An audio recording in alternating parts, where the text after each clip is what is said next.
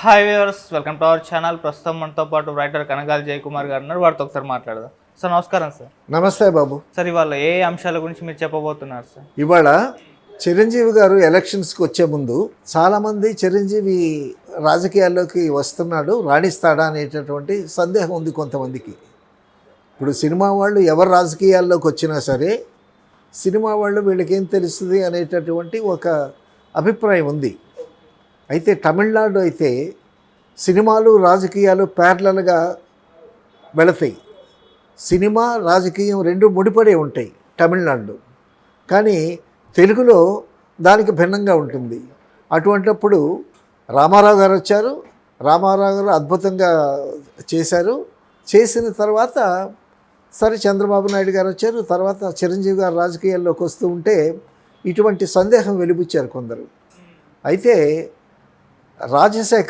Hero Rajasekhar పబ్లిక్గా చిరంజీవి రాజకీయాల్లోకి వెళ్తున్నాడు, అతనికేం అనుభవం ఉంది, అతనికేం చేతనాను అనేటటువంటి విమర్శ చేశాడు. తర్వాత చిరంజీవి గారి విధానం మీద ఈయనకి ఒక అసంతృప్తి ఉంది. అది ఎందుకు అసంతృప్తి ఉందో ఏమిటో మనకి తెలీదు. అది ఒక మీటింగ్లో కూడా కనిపించింది అది. సో వాళ్ళిద్దరికి లోపల ఏమున్నా సరే ఆ మీటింగ్లో మోహన్ బాబు కూడా ఉన్నాడు. సో అప్పట్లో ఏమనిపించిందంటే ఇండస్ట్రీకి ఒక పెద్ద తలకాయ అనేటటువంటి దాసనారాయణ గారు వెళ్ళిపోయారు. అంతకుముందు పెద్ద తలకాయ ఎన్టీ రామారావు గారు. ఆ ఎన్టీ రామారావు గారు పాలిటిక్స్లోకి వచ్చిన తర్వాత రావుగోపాలరావు గారు ఒక చక్కని మాట అన్నాడు. అయ్యా, మన పెద్ద తలకాయ వెళ్ళిపోయిందయ్యా అని అన్నాడు రావుగోపాలరావు.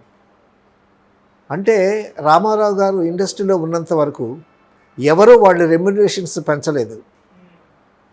రామారావు గారు కూడా రెమ్యునరేషన్ పెంచాల్సి వచ్చినప్పుడు నిర్మాతలందరినీ పిలిచి వాళ్ళతో మాట్లాడి వాళ్ళతో సంప్రదించిన తర్వాత రామారావు గారు రెమ్యునరేషన్ పెంచారు. సో ఆ డిసిప్లిను, సో ఆ నిబద్ధత ఉండేటటువంటిది అప్పట్లో. అలాగే రామారావు గారు పెంచిన తర్వాత ఎవరన్నా పెంచారేమో కానీ రామారావు గారు ఉన్నంతసేపు ఎవరు రెమ్యునరేషన్స్ పెంచలేదు. అటువంటి నిబద్ధత ఉండేది. ఆయన పెద్ద దిక్కుగా ఉండేవాడు ఇండస్ట్రీకి. తర్వాత చిరంజీవి గారు, శోభన్ బాబు గారు, మోహన్ బాబు గారు ఇద్దరు సైమల్టేనియస్గా పెరిగారు. పెరిగిన తర్వాత ఇక ఇండస్ట్రీకి ఒక పెద్ద తలగా ఎవరు అనేటటువంటి ఒక చర్చ వచ్చింది ఇండస్ట్రీలో. అప్పుడు చిరంజీవి గారే ఉన్నాడు, ఇప్పుడు మోస్ట్ సక్సెస్ఫుల్గా ఉన్నాడు. తర్వాత కాస్త వివాదరహితుడు కాబట్టి చిరంజీవి గారే ఇండస్ట్రీకి పెద్ద అనేటటువంటి టాక్ వచ్చింది. అయితే చిరంజీవి ఏమిటి పెద్ద, మోహన్ బాబు పెద్ద అనేటటువంటి మోహన్ బాబు వర్గం నుంచి అది వచ్చింది. అయితే ఆయన కొంచెం వివాదంతో కూడుకున్నటువంటి వ్యక్తి. ఆ కాంపిటీషన్ కొన్నాళ్ళు నడిచింది. ఆ వర్గానికి ఈ వర్గానికి ఆ చర్చ కొన్నాళ్ళు నడిచింది. నడిచిన తర్వాత చిరంజీవి గారు రాజకీయాల్లో ఎంటర్ అయ్యారు. రాజకీయాల్లో ఎంటర్ అయిన తర్వాత తిరుపతిలో ఆయన పార్టీ అనౌన్స్ చేసిన తర్వాత సో మళ్ళీ ఒక రామారావు గారు లాగా అప్పుడు చిరంజీవి గారికి కూడా మంచి ఫ్యాన్ ఫాలోయింగ్ ఉంది. తర్వాత కాపు సామాజిక వర్గంతా ఆయన వెంట ఉన్నాడు. తర్వాత చిరంజీవి గారితో సినిమాలు తీసిన వాళ్ళందరూ కమ్మవారు, రెడ్లు ఉన్నారు. సో అందరికీ అందుబాటులో ఉండేటటువంటి వ్యక్తి, చాలామందికి ఇష్టడైనటువంటి వ్యక్తి. సరే ఆయన రాజకీయాల్లోకి వచ్చిన తర్వాత సో అనుకున్నంత విజయం సాధించలేదు. కానీ 18 సీట్లు ఎన్నో వచ్చినట్టు, ఇఫ్ ఐ రిమెంబర్ వెల్ 18 సీట్లు వచ్చాయి. సో 18 సీట్లు వచ్చిన తర్వాత చిరంజీవి గారు ఒక అసంతృప్తి ఫీల్ అయ్యారు. ఫీల్ అయిన తర్వాత పరిణామాలు ఏంటంటే ఆయన ఆ 18 మందిని కాంగ్రెస్లో చేర్పించాడు.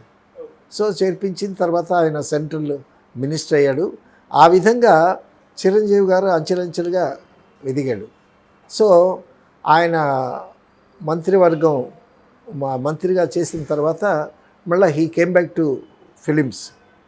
సో అయితే చిరంజీవితో పోటీ పడి వచ్చినటువంటి మోహన్ బాబు గారు కొంతవరకు వచ్చారు. తర్వాత ఆయన ప్రగతి తెలిసిందే కదా.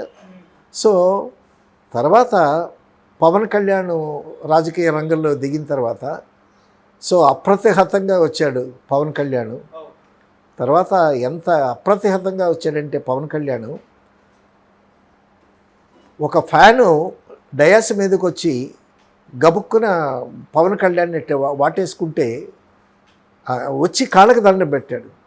కాళ్ళకి దండం పెట్టి అతన్ని లేవనెత్తి అతన్ని హక్ చేసుకుంటే వెనకతలు నుంచున్నటువంటి చిరంజీవి గారు ఎంత ఆనందంగా నవ్వుతున్నాడు. సో అంటే తమ్ముడు తను చేయలేనటువంటి పనిని తమ్ముడు సాధించాడనేటటువంటి ఆనందం, ఆ గర్వం. అవును కదా. తర్వాత పవన్ కళ్యాణ్ చిరంజీవి మా బ్రదర్ కాదు, నాకు తండ్రి లాంటి వాడు అని అంటాడు. అక్కడ మనకి బాగా జ్ఞాపకం వచ్చేది ఏంటంటే బాలసుబ్రహ్మణ్యం గారి సిస్టర్ పేరు శైలజ కూడా అనేది మా అన్నయ్య కాదు, మాకు ఆయన తండ్రి అని. సో అన్నదమ్ముల అనుబంధం, అన్నా చెల్లెళ్ళ అనుబంధం. సో ఇప్పటికీ మన దేశంలో ఆ అనుబంధాలు, ఆ కుటుంబ సంబంధాలు చాలా పటిష్టంగా ఉన్నాయి అనటానికి. శైలజ ఒకసారి పాట పాడితే చాలా అనుకోకుండా చాలా గొప్పగా పాడింది. అనుకోకుండా లేదు, అనుకునే పాడింది, ఆవిడ అనుకుంది పాడింది. ఇంత బాగా పాడుతుందని బాలసుబ్రహ్మణ్యం అనుకోలేదు. గబుక్కున వెళ్ళి శైలజ నుదుటి మీద ముద్దు పెట్టాడు. అది ఎంత మధురమైనటువంటి, ఆవిడికి చాలా మధురమే, మనకి మధురమే, మనకి మధురం, ఆవిడికి అతి మధురం. సో అటువంటి ఆ సంబంధాలు, ఎఫెక్షన్స్ అలా ఉంటాయి అన్నమాట. సో ఒక ఫ్యాన్ వచ్చి పరిగెత్తుకొచ్చి పవన్ కళ్యాణ్ కాళ్ళ మీద పడితే తను హక్ చేసుకునేటప్పుడు పొందినటువంటి ఆనందం చిరంజీవి గారు, అది మనం చూసి ఆనందించాలి తప్పితే మాటల్లో చెప్పేటటువంటిది కాదు. మాటలకు అతీతమైనటువంటి ఆత్మీయత. సార్ అంటే చిరంజీవి గారు, మోహన్ బాబు గారు ఇండస్ట్రీ పెద్దగా, వీళ్ళిద్దరు సైమల్టేనియస్లో ఎదిగారు. చిరంజీవి గారు ఇండస్ట్రీ పెద్దగా అని చెప్పేసి మీరు అన్నారు. ఈ లిస్టులోకి అంటే ఈ పోటీల్లోకి బాలకృష్ణ గారు ఎందుకు కాంపిటీషన్ కాదు అని అంటున్నారు సార్? బాలకృష్ణ గారికి, ఆయనకి ఒక అద్భుతమైనటువంటి ఆలోచన అయింది. ఆయన సినిమాలు చక్కగా చేసుకుంటున్నాడు, ఒక పక్క ఎమ్మెల్యేగా ఉన్నాడు. తర్వాత ఆయనకి సెపరేట్ ఐడెంటిటీ. తర్వాత బసవతారకం గారి క్యాన్సర్ హాస్పిటల్ ఉంది, ఆ హాస్పిటల్ యాజమాన్యంతో ఆయనే చూస్తున్నాడు.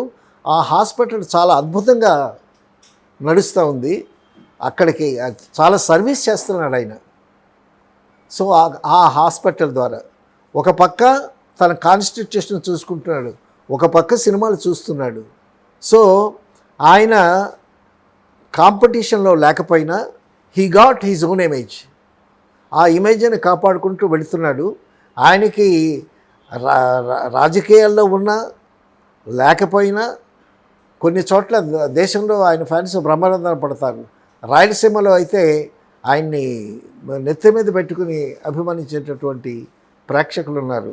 ఆయన ప్రత్యక్షంగా ఇండస్ట్రీ పెద్దగా కాకపోయినా, తర్వాత నేను అనుకోవటం చిరంజీవి గారి కన్నా మోహన్ బాబు కన్నా ఆయన వయసులో చిన్నవాడు కాబట్టి నాకు తెలిసి వీళ్ళిద్దరికన్నా ఆయన వయసులో చిన్నవాడి.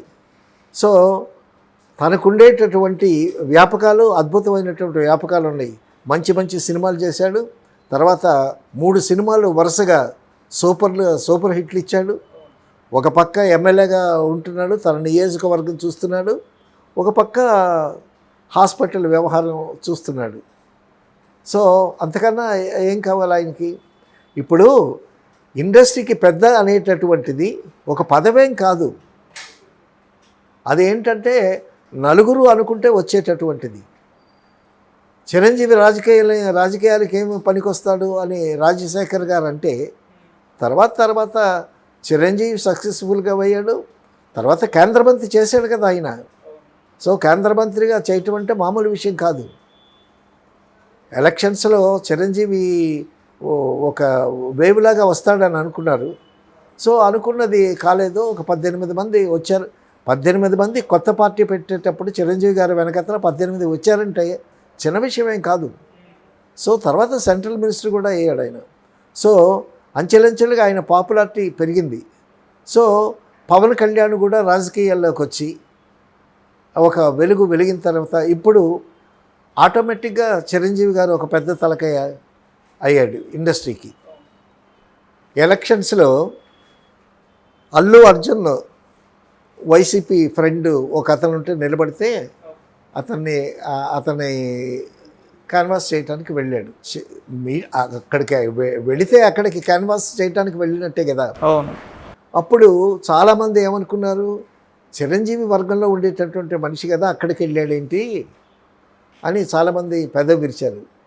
అక్కడ పెద్దవాళ్ళకి లేకపోవచ్చు, కానీ మరి రామ్ చరణ్ ఉన్నాడు కదా, వీళ్ళు చిరంజీవి గారితో వాళ్ళతో పోల్చుకుంటే వీడు చిన్నపిల్లల కింద లెక్క కదా. చిన్నపిల్లల్లో ఆ భేదాభిప్రాయాలు వస్తాయి. ఏంటి మన మనిషి అక్కడ వెళ్ళి సపోర్ట్ చేశాడు అనేటటువంటిది వస్తుంది కదా. సో అది మనసులో ఉన్నది. ఆ విషయాన్ని నాగబాబు గారు కూడా బయటపెట్టినటువంటి వైనం ఉంది. సో తర్వాత ఎలక్షన్స్ అయిపోయి ఈయన సక్సెస్ఫుల్గా ఉన్నాడు. ఉన్న తర్వాత ఇప్పుడు పరిస్థితి ఏంటంటే, బన్నీ వాసు తీసినటువంటి సినిమా పిఠాపురంలో ఫంక్షన్ చేస్తున్నారు. అవును. ఫంక్షన్ చేశారో చేయబోతున్నారో అది చేస్తుంటే చేసినట్టున్నారు. సో అక్కడ చేయబోయే ముందు అక్కడ పవన్ కళ్యాణ్ ఫ్యాన్స్, చిరంజీవి గారి ఫ్యాన్స్ ఎట్టా రియాక్ట్ అవుతాయి అనేటటువంటి ఉత్కంఠ కూడా ఉంది. అయితే సినిమా అనేటటువంటిది అందరూ చూసేటటువంటి పార్టీలతో సంబంధం లేదు.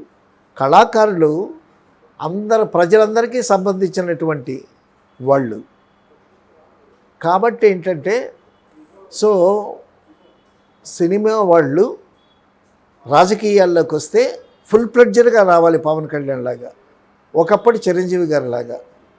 అంతేగాని మధ్యలో వేలు పెట్టి కాలు పెడితే వచ్చేటటువంటి మనస్పర్ధలు ఉంటాయి.